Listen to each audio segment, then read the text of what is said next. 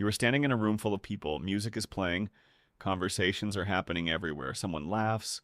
Someone touches your arm. And yet, somewhere deep inside your chest, there is a hollow ache that has no name. You feel completely, utterly alone. And the worst part, nobody can tell. That feeling is not a flaw. It is one of the oldest signals in the history of life on Earth. And to understand it, you have to become an ant. Imagine you are small, 6 legs, a set of antennae that can detect the chemical signature of every single ant in your colony. You never eat alone. You never move alone. And if you're ever separated from your colony, something catastrophic happens. You do not die from hunger.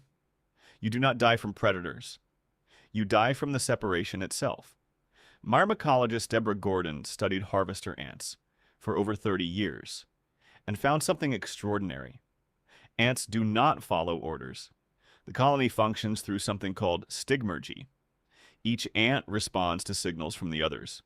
Touch, chemical trails, vibration, the colony thinks together.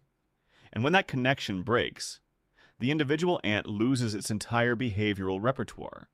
It stops knowing what to do. Now come back to you, standing in that room. Your brain is running software that is hundreds of millions of years old. Social connection is not something humans evolved to enjoy. It is something you evolved to require. Neuroscientist John Cacioppo found that loneliness does not just hurt emotionally, it activates the same neural circuits as physical pain. Your brain processes social isolation exactly the way it processes a broken bone. But here's the cruel twist. The more people around you, the more data your threat detection system has to process. And when that system is running at full speed, it cannot find what it is actually looking for. Your brain is not lonely for bodies. It is lonely for resonance. An ant surrounded by 10,000 strangers from a different colony is not in community. It is in danger. The numbers mean nothing. What matters is the signal. Your brain works the same way. A room full of strangers does not register as connection to your nervous system. It registers as noise.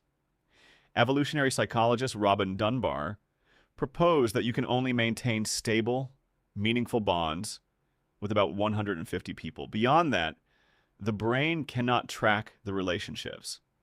And when you're in a crowd of 500 people with a deep bond with none of them, your nervous system is not experiencing abundance.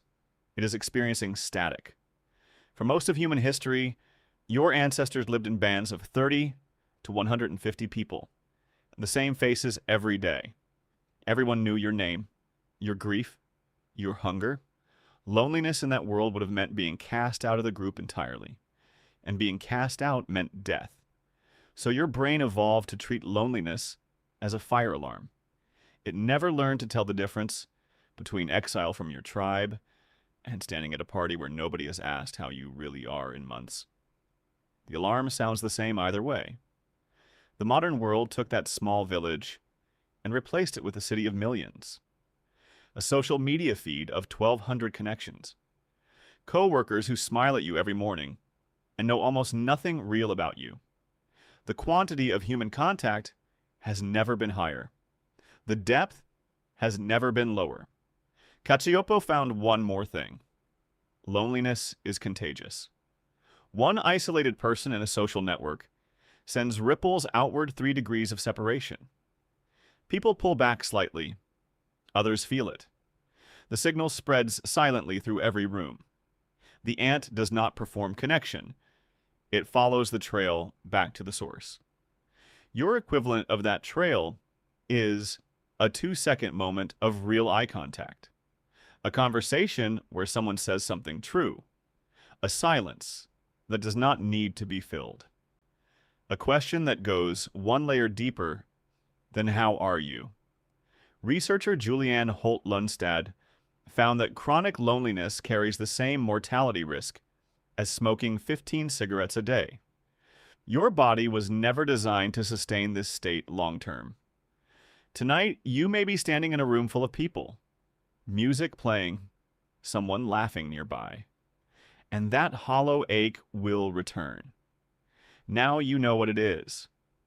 It is millions of years of evolution whispering one simple instruction: find the trail, follow it home.